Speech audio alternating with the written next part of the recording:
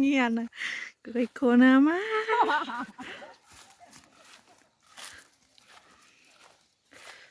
กินปลาไข่เอาเป็นรายการของน้องป้าของนี้มาโคเลยกัน กูหม่อมปีมาเลย เมียมาเอาธงใหญ่ๆเอาธงใหญ่ๆจริงๆ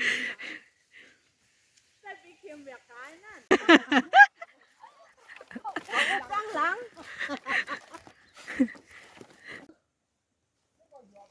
ว่าไปยาวมาเลยมัน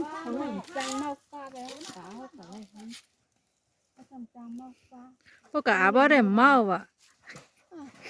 ทำมือเมื่อวานก็กาเปิดน่ะลือเหือให้หาย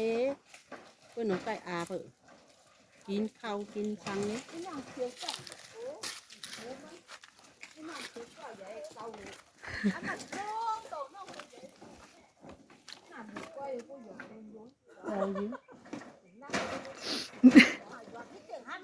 นั่น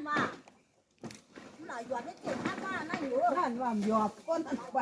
กายน้องก็กูมาเอาตัว กาย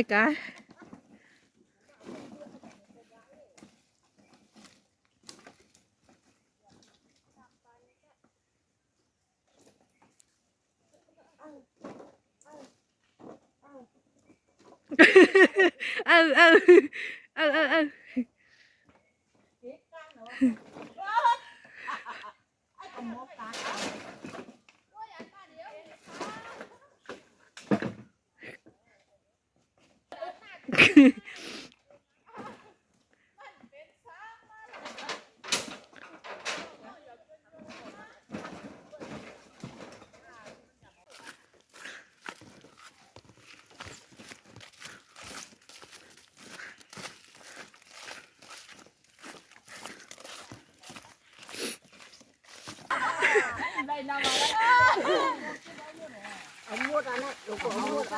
โน้ยเชี่ยมนะปีแห้งมาต่อยไผเบียกไผเบียกค้อนมาของก็ยอกนั่น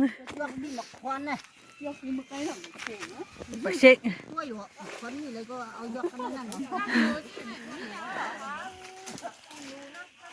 เขาบอกเพียงเท่าไหร่สิแม่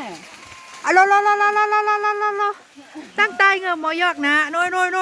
มาทางไหนหรอมาหยอกทางไหนแล้วไหนเอาคนไม่มาได้มั้งไง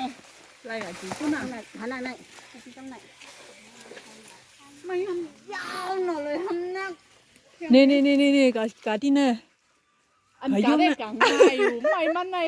กะยุ่มเน่ ที่เอาเก่าวะ ว้าวดวงเห็นกระโปง โอ้วันนั้นอะ คือ แล้วก็พี่ว่า นี่ลานั่นน่ะ ขายมันไหนกับขายผู้น่ะขายมันไหนกับพวกกันน่ะ ตายไป ตืดขึ้นกันเนื้อกิ้งอ่ะ กำไรเหมือนไปจังขึ้นนะ ขึ้นกิ้งนั่นแหละนั่นขึ้นยังเป็นแล้วอยู่ขึ้นยังอ่ะน้องหาหนูก็กับอันนั้นมัน ขึ้นไหลนั่นกายตั้งหัวเสื้อตั้งห่วงนั่นมีอยู่กับผายปุ้นกะตั้งออกไม้กะตั้งออกกิ่งไม้ไงกะนั่นนะห้ามหิมห้ากันน่ะว่าเปิ้นเสียแล้วก็เอาว่าก็เสียได้เปิ้นห้ามหิมกะไอ้นั่นนะ ต่ำแน่ ไก่ขานั่นว่าตำกันไหนอ่ะ มาเขาก็ยอก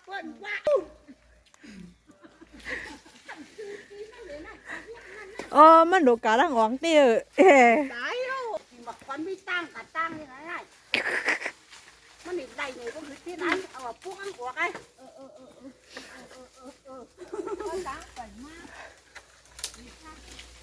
มันมาพวกอันไปเลยจีปังไม่ได้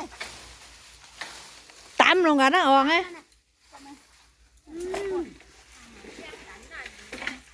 นั่นเอาวันลงวันได้อยู่เที่ยงอ่ะ ก็มันเดี๋ยวปวดหัวขายาว